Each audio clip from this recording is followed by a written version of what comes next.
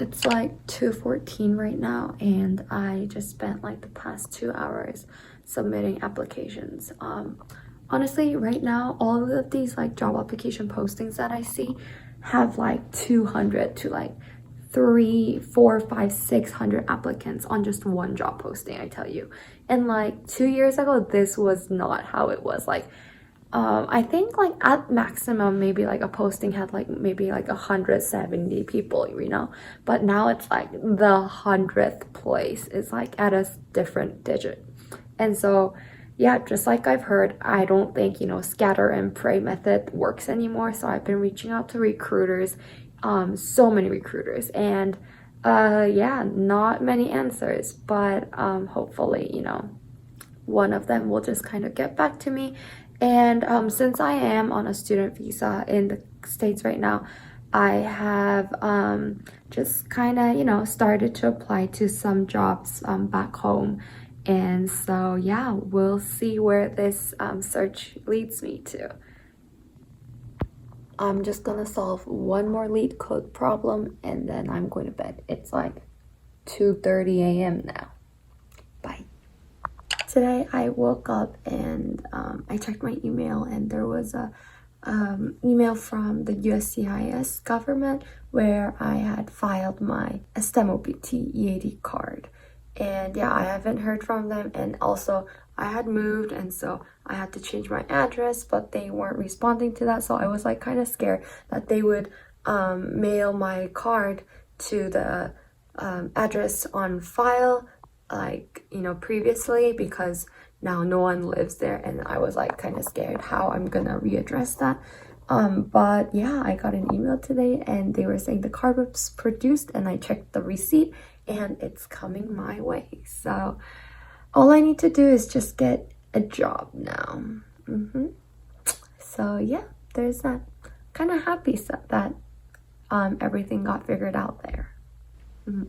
I just ended a call with this interviewer. This is like my fourth no to a job interview because of my employment status. I've applied to maybe like 200 or maybe more applications, but yeah, it's rough. It's definitely rough. Wanted to go to was Virginia or like near Arlington area, or like Atlanta, or like somewhere like on the East Coast. So many of those companies are wanting US citizens, people without the need of sponsorship and stuff. I think like 2 days ago, I just, you know, I kind of was fed up with that idea, and so I applied to a few positions in Korea, and two of the companies came back to me saying that they want to interview me. And one of these company, it's like a company that if I get it, it'd be so amazing.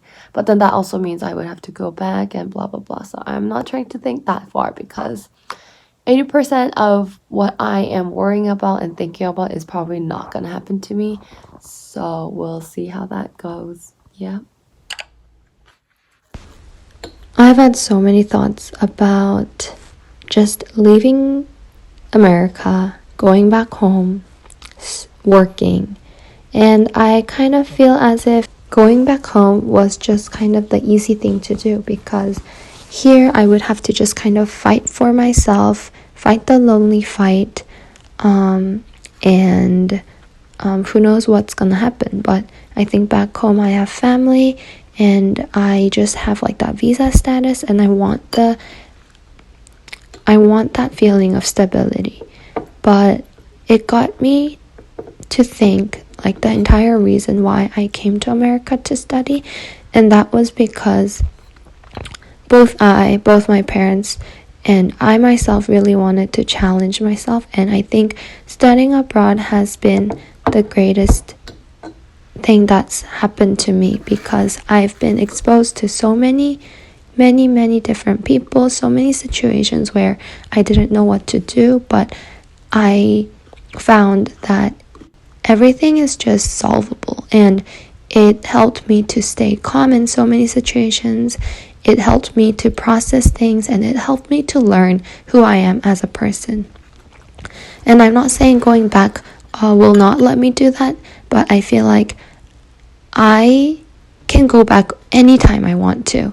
And so After maybe like 2-3 rounds of the interview that I had been interviewing with the Korean company, I decided and I made up my mind after an entire week of sleepless nights and mornings to stay.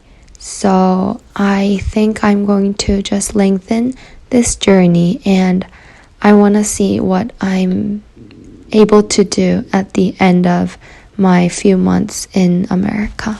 Now I'm finally at peace. I'm glad I made up my mind. I sat down for an interview and the interviewer did not show up. Something might have gotten wrong on his end, but I'm just a little like frustrated at times. As an interviewee, I think, every single moment and time slot is really precious, and sometimes, it just kind of, you see some kind of hope and then you're like let down. So yeah, sad reality. I got a notice today that my EAD card has been delivered, and so I'm gonna make a trip to the Secretary of State to renew my license.